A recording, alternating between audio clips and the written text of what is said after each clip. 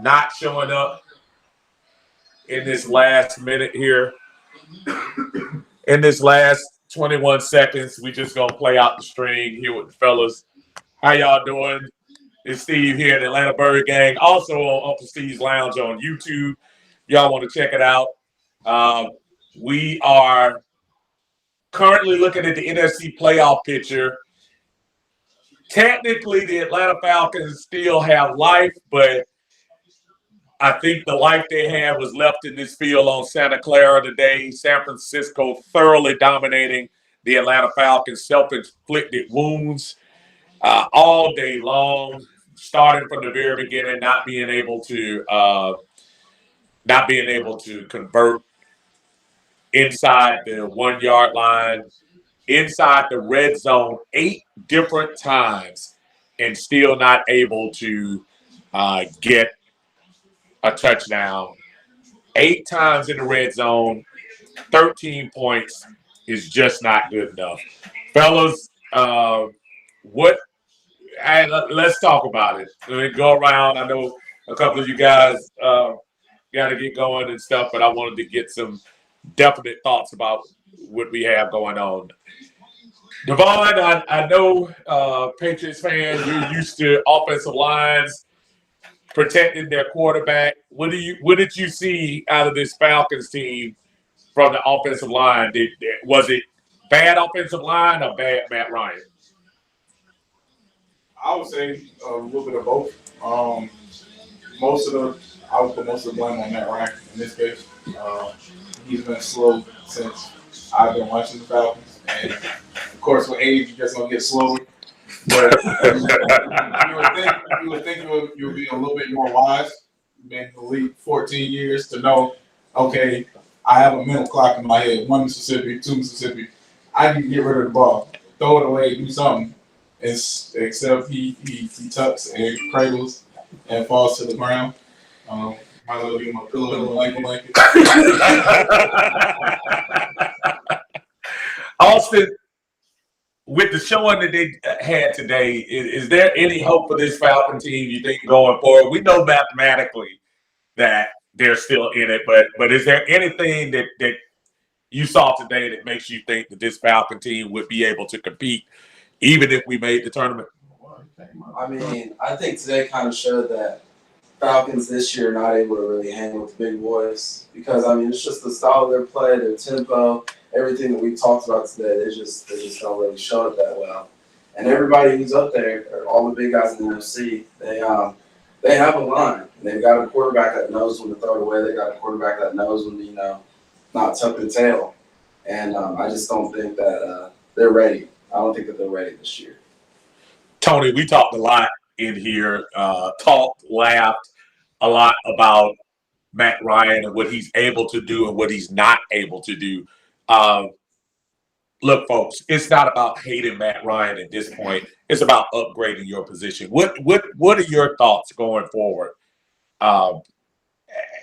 with Matt Ryan or with this quarterback position into 2022?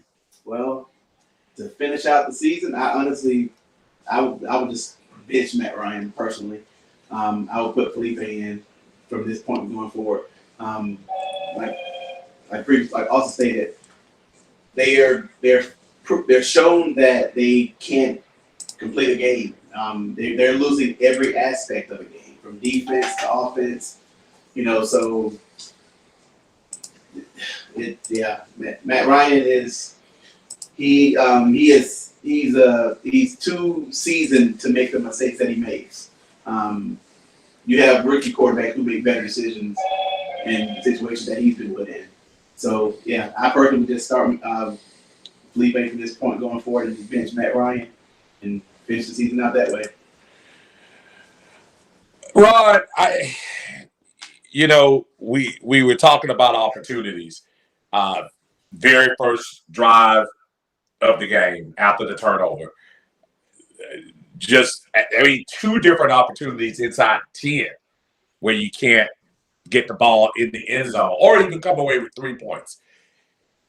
Is there anything redeeming about this team that you can put your hand on and just say, well, at least we have this going forward? It's hard to find something good about this team, to be honest with you. We talk about the three aspects of the game. You talk about offense, talk about defense, talk about special teams. The only somebody we couldn't say anything bad about really today is special teams. And that's not really a good thing to say about an NFL team.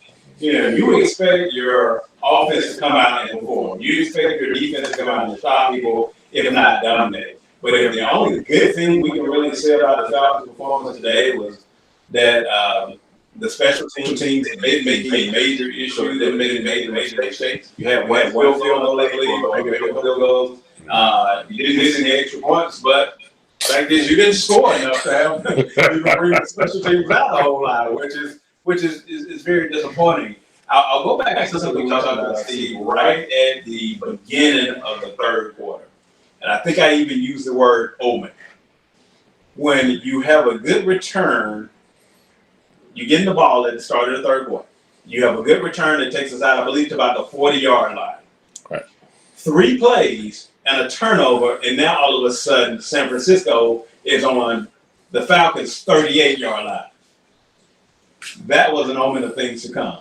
Yeah. We probably could just turn the TV off at that point and just solidify the line as to what the particulars were. But in my mind, if you don't do any better than that to start the second half, when you know you're already behind, when you know you're already struggling, and yet you have an opportunity to kind of turn the page at the start of the third quarter, and you do that, it was only downhill from there.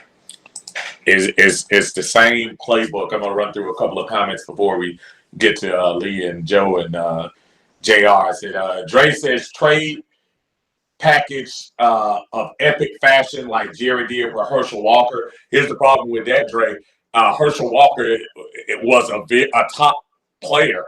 We don't have that type of player that you can trade for 4 or 5 picks. I think closest thing we had was the guy we got rid of this summer, and we were lucky to get a second-round pick for him in Julio Jones. I don't think we have that type of player.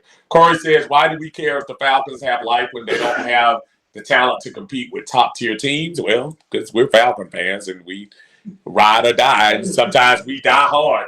So that's why. Dub J said, I tried to tell y'all.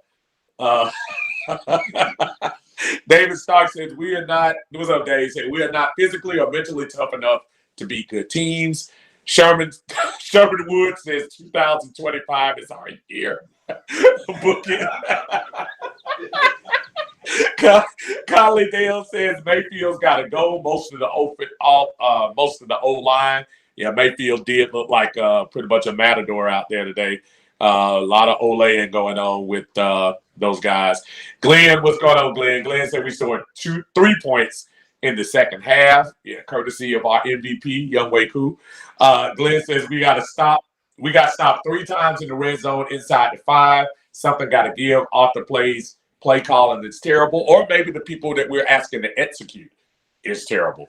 Anthony Moss says the OC head coach needs to take some heat for this on the 1-yard line. Is 4th and goal and you pass. We had multiple 3rd and shorts, 4th and shorts instead of giving it to the fullback or Matt could have snuck it in. We kept running the ball. And that weak toss play, which a lot of us in this room were not happy about, had you thinking it was going to work after the 5th time. The coach need to get it together. Paul Yarbrough, how you doing, Paul? Says we only have 6 or 7 true NFL starters. Could be a good point. JR, bruh, I know you said it time and time again. We could talk about the ill-equipped talent on this team right now, whether the receiving core, offensive line, whatever. But I think it all starts with the quarterback. And again, this is not the Matt Ryan hate club, but from your perspective, JR, talk to me about how you feel about our play caller right now. Not play caller, our signal caller right now. We need a new pitcher. We need a new pitcher in the ball game. there are at least 3 Falcons that I can remember seeing the second half that need to go to Dr. Kill patient for a chiropractic adjustment starting tomorrow. Because see, one man got turned all the way over, reaching up for one of those Akeem Olajuwon balls. Another one got folded double the wrong way. I mean, Matt Ryan is gonna get somebody killed. He's gonna get somebody killed throwing that junk up there, expecting these people to, a man 5'7", you throw into a man 8'3". Man getting turned all over, and all we were doing sitting here, ooh, because see, you can feel that in your bones yourself if you ever played sports. And to get hit like that and turned over like that, twisting an ankle, rupturing a spleen, getting your back knocked off. I mean, I thought Gordon Solie. I was about to say, were you talking about wrestling or you talking about football? What did you see? What did you see? I saw the Mulkey brothers getting beat by Ric Flair. And no, worse than that in the studio.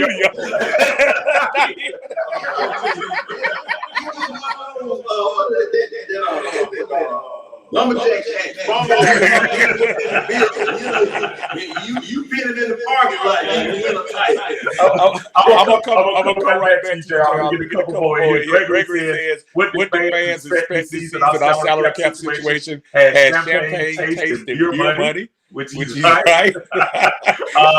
What's up, Twan? Twan says, what's up, Unc? I'm gonna hit on a couple of players. Deion Jones. Do you think it's time for him to go? Do you think we should draft a true left guard and put Mayfield back at right tackle? He never played guard, and the guy's struggling. I'm gonna tell you something, and I said it earlier this week before I get to you, Lee.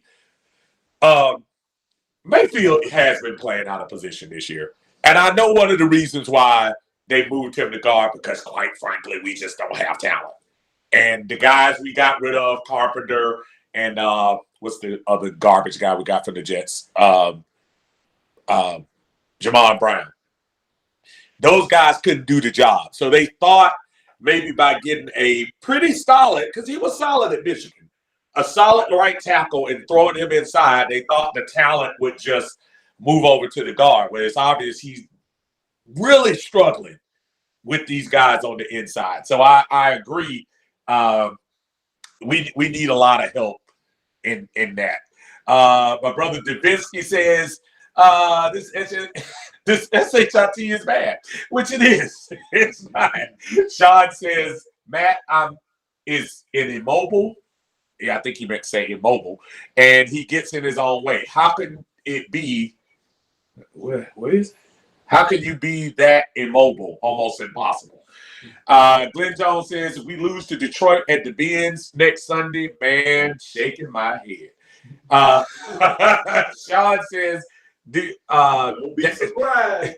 Daniel says, I tried to call in. Daniel, you know what? I don't have the phones hooked up at the second. Sean says, do you guys think that Kurt Warner really exposed Matt Ryan? Matt Ryan was exposed way before Kurt Warner put Yeah. John Harris did more exposing of Matt Ryan than Kurt Warner did.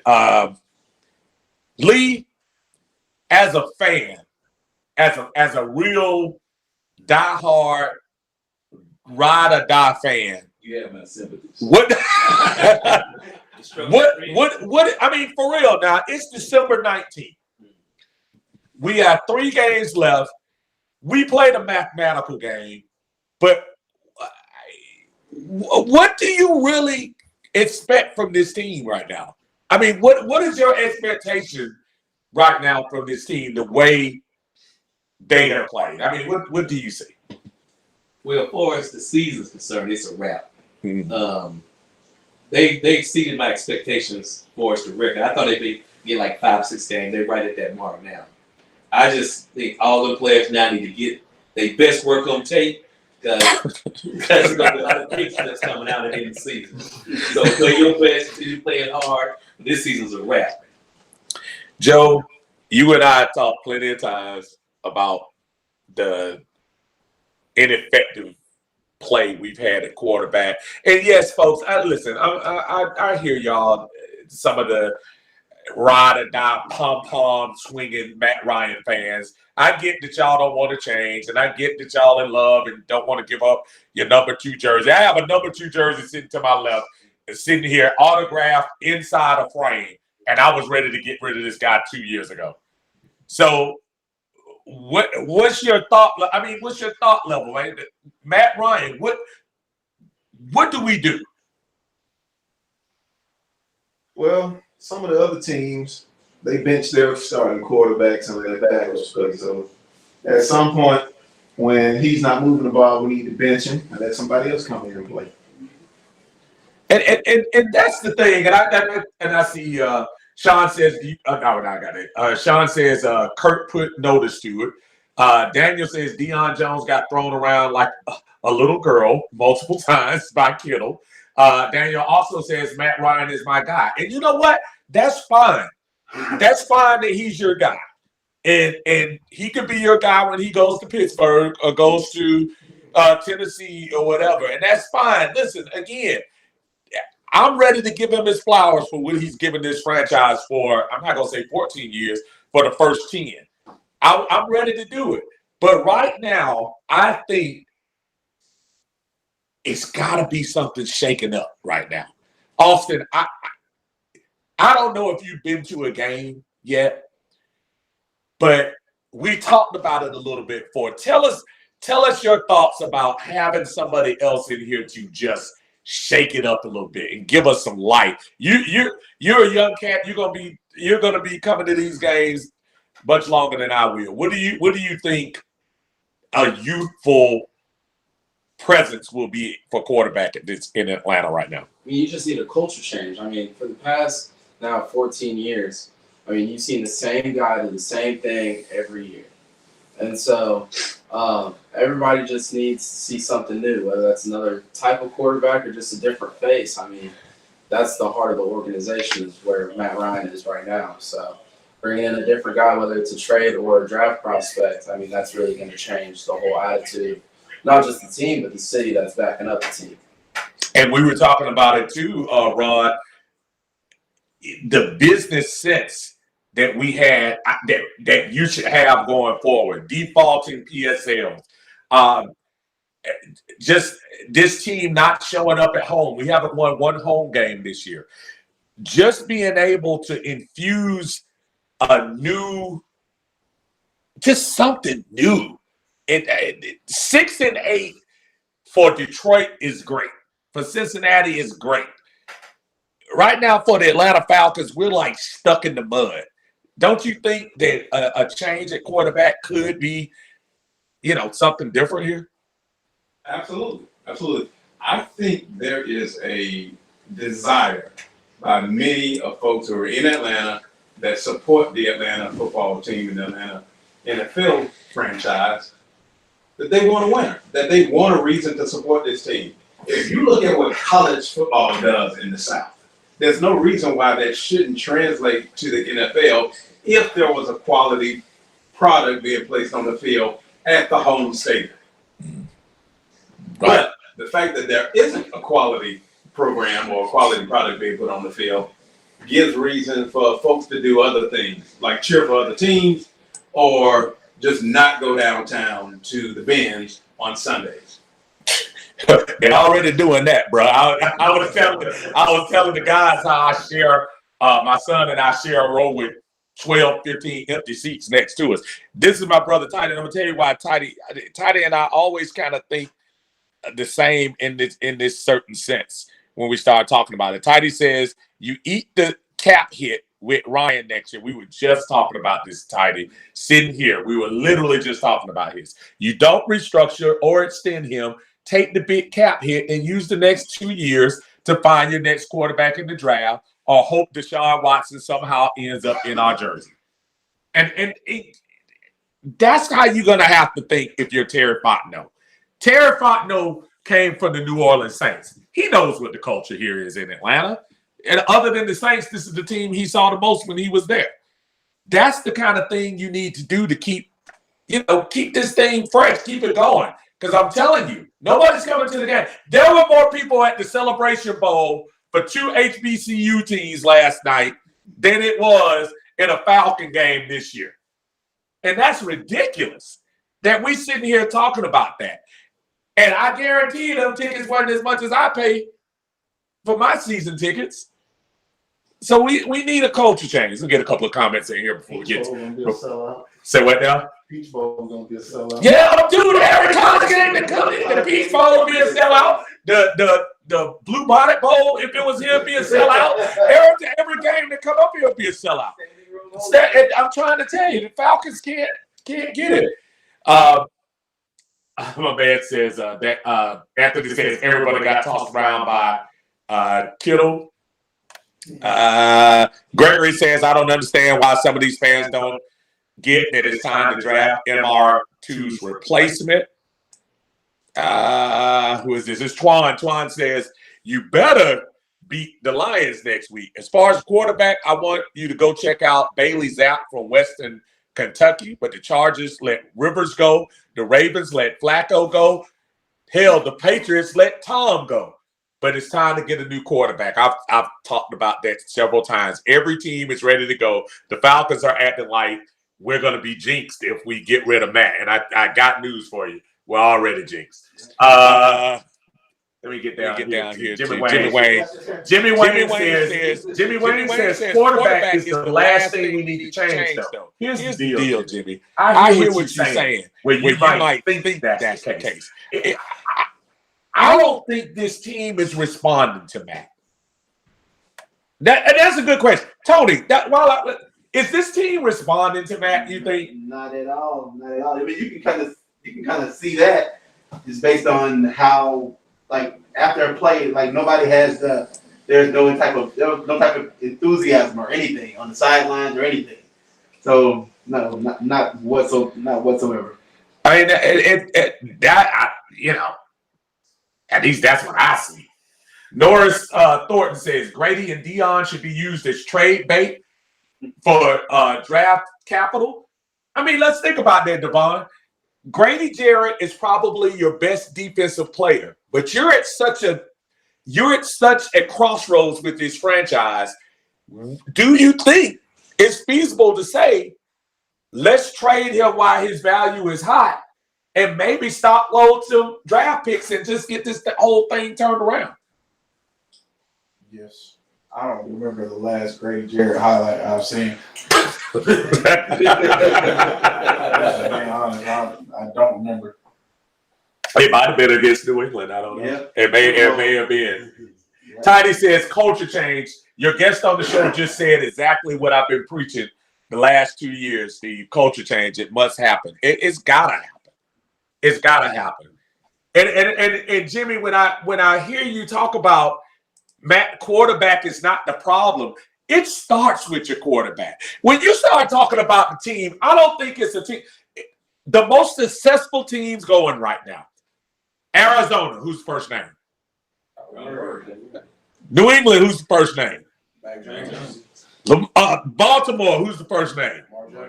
Okay, so when you talk about the Atlanta Falcons, and the first name that comes out is Matt Ryan, and he has been subpar this year, and I'm sorry, we got to say it.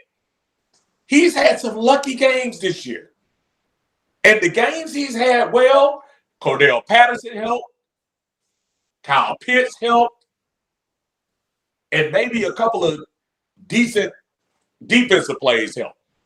But I'm telling you, we got to get this mentality past that all we need is a new O-line, and the O-line is going to help Matt turn back into 2016 MVP. It's not. We got to go into the 21st century. Lee, I don't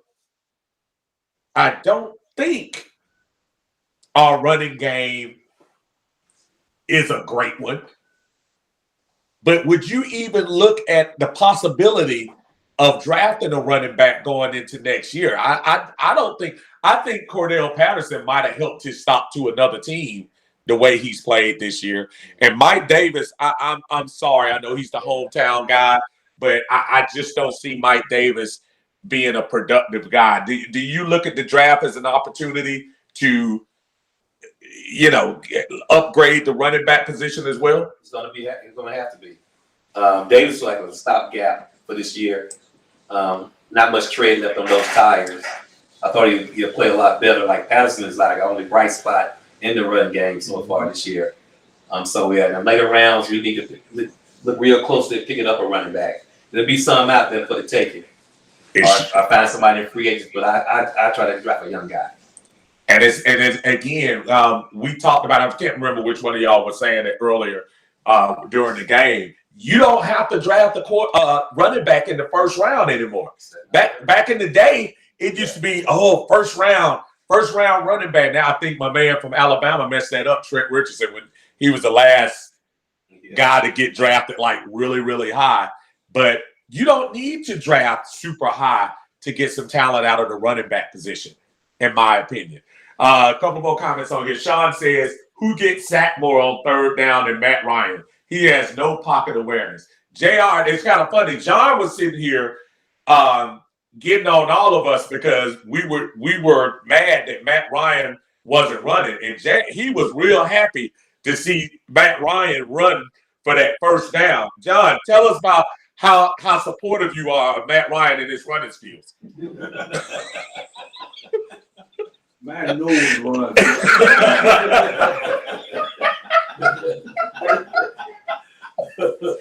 now, and something else that everybody has to consider. I'm going to go back to Steven Jackson when he was here. All right, you got a running back that's 6'2", 240 pounds. If you don't have a 6'2", 240 pound hole for him to go through, that means absolutely nothing. This offensive line is nothing but a bunch of choir boys and singers in the choir and good community people. You need some killers, some assassins, some road graders, some people who don't down by law or whatever you want to call it, that have that attitude that either I block for this man and he gets 100 yards or I go back to jail. That's what you need on this offensive and defensive line. Because, see, I'm looking at Falcons laying on the ground like dead roaches, all the legs up in there. I mean, every play, there's a Falcon on the ground with a 49er standing over. Okay, just getting abused, knocked down, and you expect a running back to get through that, to get anywhere. The running back has to make a cut in the backfield to get around one of his offensive linemen that's already knocked down. You got to have a real offensive line for these people. An offensive line and, like I've been telling you, Steve, a fullback in front of these folks. Yeah. To catch the people that the offensive line lets through. The best thing I'm gonna say this, and I'll go. No. I'm sorry. Oven Mahaley. Yeah. Oven Mahaley. Yeah. The man was 260 pounds. He was an offensive lineman in the backfield. That's how Turner was able to get all of those yards that year. Because offensive line wasn't that big, but you had Oven Mahaley cleaning up or clearing out of the way so that at least Turner could get started running toward the line of scrimmage. Now, I told you, Steve, that if you want offensive lineman, defensive lineman, the SEC is the only store to shop at. And it's right around the corner. Why in the world are you going to go to Alaska for big lots and you got a Walmart right around the corner? And I mean, look, that area between Macon and Gainesville, Florida, is full of talent, just full of talent, chock full of talent. Okay, in every position. Why we don't shop there? Maybe they're trying to outsmart people. and go get it.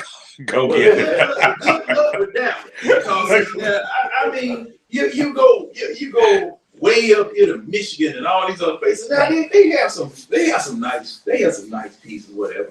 But Big Ten has some good offensive but linemen. Steve, They usually have. who wins the national championship every year? You barking up the wrong tree, brother. I'm on your side when you start talking about. I agree with you wholeheartedly, and I don't understand. And look, we can't blame it on regimes now because this is a new regime that we just had this year. And again, if I look up and down our roster of this year's draft picks, I don't think I saw one SEC guy, was it? Or am I missing somebody? I know last year we got Marlon Davidson. Pitts, I'm sorry, Pitts. I'm sorry. I apologize. No, the generational tight end. I got it. I remember. That's the problem. We go right. We go there for skill position people instead of anchor people. You need anchor people. You know, like I said, either SEC or the Ring of Fire. Well, it goes back to Devon's team, the Patriots. When you start thinking about the Patriots and how they build, the Patriots build from the inside out. If you look at what Bill Belichick does, Bill Belichick during the 2000s, in the mid-2010s, all he did was trade away first-round picks, stock up second, third, and fourth-round picks, and let them fit in his system. And they were able to block for Captain America for all those years so he could stack up all those Super Bowls. Now Captain America leaves.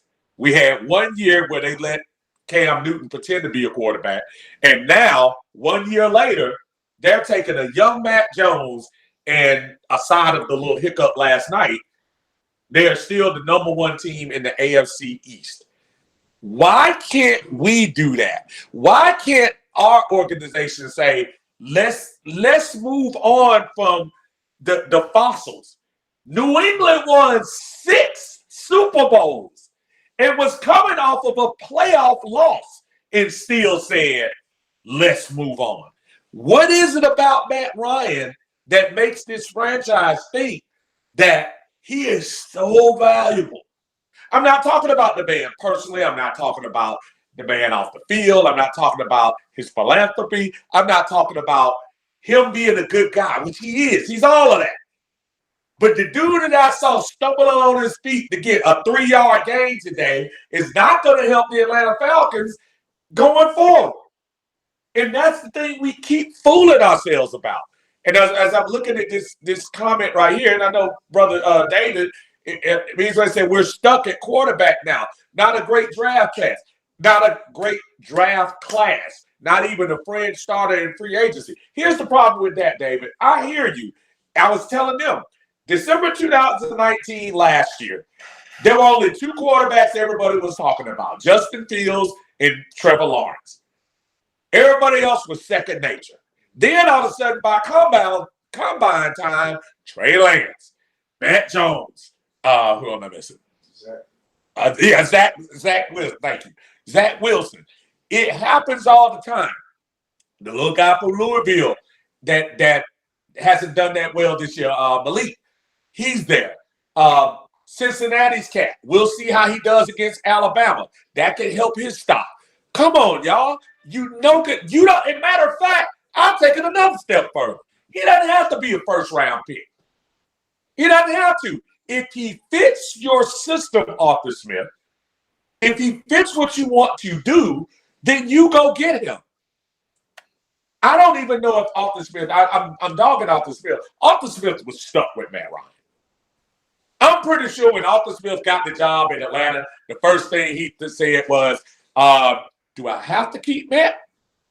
Because I don't think he really wanted to. I think if he had an opportunity to get another quarterback, he would. Now, I'm going to tell you something. Now, see, now that you said that, could that be the reason that Eric Bieniemy is not here? Maybe. Or maybe I think Eric Bieniemy may not be here. And why we have a first-time GM is because somebody looked at the Atlanta Falcons books and saw we have no salary cap, we unbeknownst to us, we had a disgruntled wide receiver. So maybe that's what it is. I'm gonna zip this by real quick because, like I said, I didn't want to hold the guys up too long, but I'm gonna let some of these comments come by. Keith says it's okay to change the quarterback. We definitely need to, but who are we going to get at next year's at quarterback? There is no one in the draft that's good enough. You're saying the same thing that David said, and I respect what you're saying, but it's December 19th. You got guys that will develop within 6 months and turn out to be a good quarterback. Who was talking about Aaron Rodgers going into the year of his draft? Aaron Rodgers was the 20th quarterback pick. Who was talking about Dak Prescott? Dak Prescott was third or fourth round? Fourth round? Now Dak Prescott is the highest paid quarterback in the game. Again, if you are a coach, you can make the quarterback great. Voltaire says Alton Smith needs to take notes on how to get your star tight end open. Tidy says, you're right, Steve. They don't respond to him anymore. The synergy with Ryan has left the building, and that's important. People are going to say forever Ryan isn't the problem, and we're going to be on our 9th consecutive losing season. You're right. You're right. Sean says Grady might be a little bit overrated. David says he has a point about the team not responding to the quarterback. If you saw what Dallas did when Dak took a similar shot to what Matt did, it's night and day. I remember the game you and I were sitting here watching, JR, that day against New Orleans when they took a shot at Matt Ryan and not one person came over there to get him. It's similar to that. June says Grady gets doubled. Dang there every play. Nobody else on that defensive front has the talent to exploit the team. Exploit the double team. Nora says, how much do you put that on Matt? How much do you put on the scheme on both sides of the ball? Norris, I'm not ignoring the fact that this team is a flawed team. Our talent level right now is somewhere between the University of something like that. Something like a real good Pac-10 team in Alabama. We don't have a lot of talent. If you think about the guys that we signed for free agents this year, we didn't sign a starter. What starter? Real quick, anybody in this team, anybody in this room, what starter did we sign this free agent year? What starter? Mike Davis was a backup. Cordero was a journeyman. What other? Eric Harris was a special teams guy. What starter did we sign from another team? While y'all thinking about that, Joe, going forward, Atlanta Falcons. What's your projection? We're 6-8 now. We have Detroit, who just shocked the world and beat Arizona. We got Buffalo that we have to go up there in probably less than 30-degree temperatures. And then you have the New Orleans Saints. Lord have mercy. If we win one game, we win that one.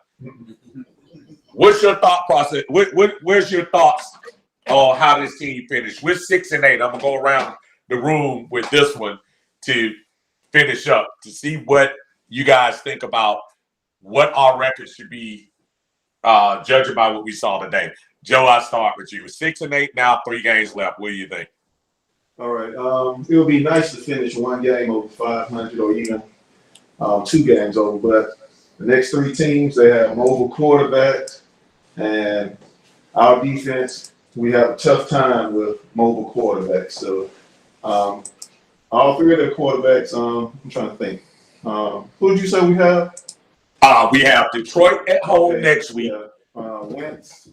Does he play with them? No, not Wentz. Golf. Golf. Okay. Yeah, Golf is a mobile quarterback. He has a decent arm, so he has some pretty good receivers. Running backs are nice, so that's going to be a tough one.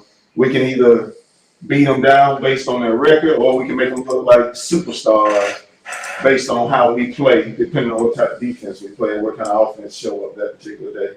Buffalo is going to be tough because Josh Allen, he has some nice talent. Singletary is starting again, so he'll probably be a force. And then, of course, the Saints are always tough, but they have Kamara back now. And then you also have Taysom Hill, who's a Falcon killer, unfortunately. So we'll see. But I would say hopefully we can go finish the season at 9-8. Tony, 3 games left, 6-8 now. Detroit, Buffalo, New Orleans. What's your call? I'm gonna say 8-9.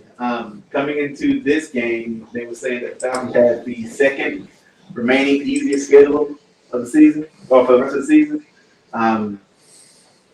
For whatever reason, we always play the Saints like it's a Super Bowl game. I don't know why, but every time we play the Saints, that game is always a nail biter, so to speak.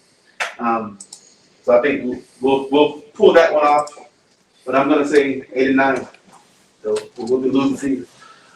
Devon, I know you have no rooting interest in my team, but what do you think? What do you look at us being at the rest of the year? 6-11.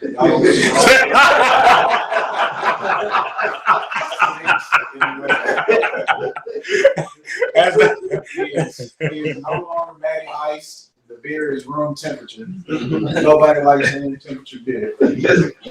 Austin, I'm gonna look at you as the most optimistic. You look like you're gonna be optimistic. Well, Give me some hope, bro. I mean, I'm not far from yes, I think y'all are 7-10. That was the only hope. Is Detroit. This week, that's it. Right. I see a lot of people chime in. Sean 7-10, Mike 7-10. Lisa says 8-9 is more realistic.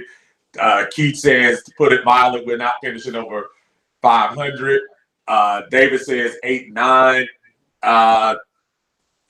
Rod, brothers, tell me I'm not wasting my time going out there to see Detroit next week, and we're gonna finish this thing 9-8.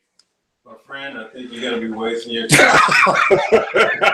I'm going to be optimistic and say that the Falcons are going to go 1-2 in these next 3 games.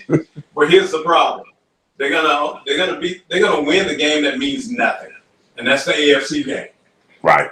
They're going to somehow luck up and win the game against Buffalo, and it'll be an AFC game which won't do anything for any potential playoff hopes, which I think we saw today that's pretty much gone. So exactly. So I'm going to go with 1-2 for the last 3 games of the season, with a useless win against an AFC Buffalo team, which will do nothing for the Falcons. I still not hearing any optimism. Lee. I need some optimism, Lee. Give it to me, brother. Give it to me, man. You're going to do it. 7-10, we'll beat Detroit for our only win in Georgia. So we won in London. But, it'll be 7-10 at the most. Shoot, I don't even know if we'll beat Detroit the way they played this week. The way they played today, they might not get it. So I say my regular co-host for last, because I know he's going to probably give me the most optimism about this team going forward. So look me in the eye, John, and tell me that you don't see this team rallying behind Matthew Ryan, the Iceman, and finishing the year strong. Him going out, comeback player of the year, 9-8 playoffs. Talk to me, brother. Tell me. I see anybody who doesn't drink before these last 2 games going to the hospital. Because, see, after what I saw today, if you're not an alcoholic Falcon fan, you will be. And that's just a mild drug. You need alcohol, psychological help, and some type of IV going in your arm. Because see, this is ridiculous. See, there are people that have left this team after the Super Bowl that are never coming back because that Super Bowl hurt those people deeply. Right. I talk to a lot of them all the time. And looking at this, there's no hope. It's just like that, what was that prison in France, whatever. Those who enter here abandon all hope. That's what it is down at your own stadium. That's what it is at your own stadium. Because these people could play dead with a casket and a preacher. I'm telling you, this is pitiful, man. This is just pitiful. You know, you just run out of expletives trying to describe what it is that you are forced to sit up here and watch, which is representing your city. Like I told you earlier, I'm just thankful it's not on a nationally televised game, like a Christmas Day or something like that. Because see, you can't keep putting up with this. We can't keep putting up with this. I appreciate that Oscar speech you just gave me, but could you tell me what their record gonna be? Because you ain't said that yet. They shouldn't keep a record. They should not even have a record. This is what I've been dealing with for the last decade. Okay, so let me go Denzel Washington. Let me talk to you like you're a 5-year-old. Detroit, do we win? No. Yes. Buffalo. Okay, yeah. Okay, let's go around. Let's go around the room. Let's go there. Okay. Detroit. Tony, do we win? Yes. Devon. No. Joe. I don't know. that was convincing. Austin. Yeah. Lee. Yeah. Ron. No. JR. Let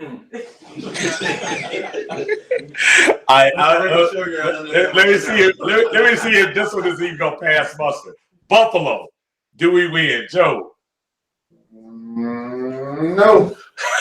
Devon. Absolutely not. Tony. No. Austin. Not a chance. Lee. Ain't happening. Ron. Yes, because we're gonna win the one we don't need to win because it doesn't matter. See, I think that might be key, especially away from home. The Falcons, aside of today, seem to play a little bit better away from home. But to round it off, John. Negative. And so here's where it lies right here. So one way or the other. All right, this is our rival. Last game of the year. New Orleans Saints, January 9th, in the Dome, closing the year. Joe, tell me we can beat the Saints at least. Golly. Yeah. Tony. Yes. Devon. Matt Ryan gonna get sacked 8-9 times. Austin. No. Right. No. Y'all do know Drew Brees don't play for them anymore, right? Takes him like 70%. He might not throw for 100 yards that game. Run for But he'll run for the 150. Kamara don't have about 3 touchdowns. Lee. Hate to say it, but we're not gonna beat the Saints. Oh man. I'm not gonna ask John because I know he's ready to say yes real quick. Brigida Johnson, my sister, is on here saying, "Don't make JR lie." So,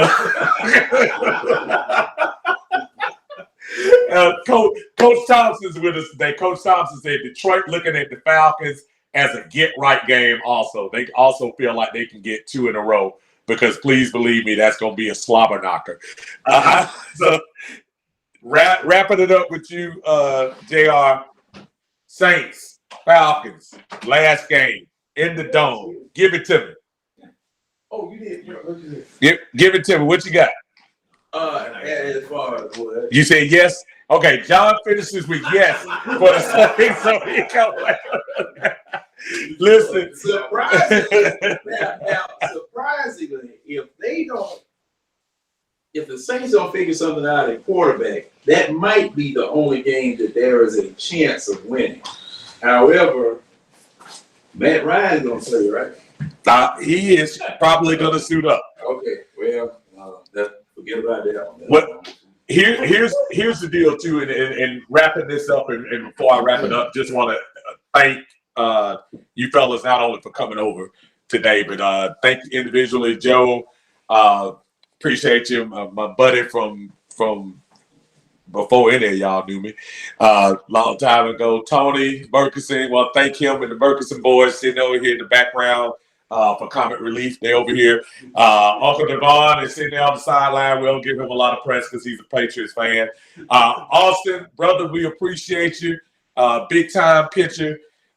Former Hillgrove High stud muffin. I saw him go shut down these cats until his team couldn't give me the offense. I said it that day. Rod, long-time high school buddy. Appreciate you, man. Appreciate you coming in. Lee, former boss, treated me right. That's the only reason he here in the house, because he's and JR, what is our association? Suffering.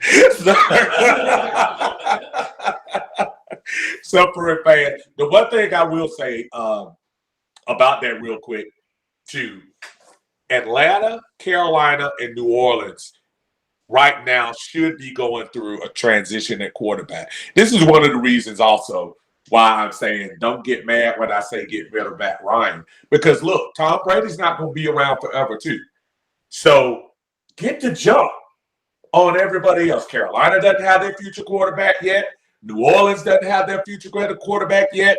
Tampa Bay doesn't have their future quarterback yet. So take this opportunity to jump ahead and go ahead and get your quarterback this year going into the year. I think the Falcons are going to go 2-1. I think we're going to get Detroit. I honestly don't see us beating Buffalo. Buffalo's making a playoff run right now, so I think that's not going to happen. And also, the Saints, I just don't think the Saints are that good this year. I think the Saints are not a good team. The Drew Brees era, which is one of the things I'm talking about with Matt, that Drew Brees presence, I think, helped, even when he wasn't as great, still helped that team win some games go forward. Again, thank the panel here today.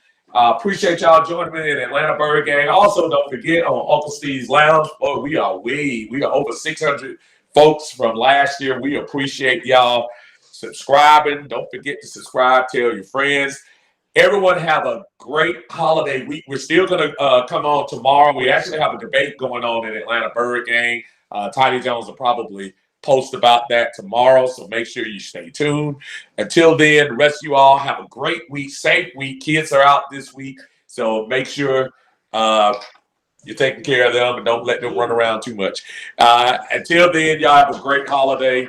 If I don't talk to you, Merry Christmas. See y'all. Peace. All right.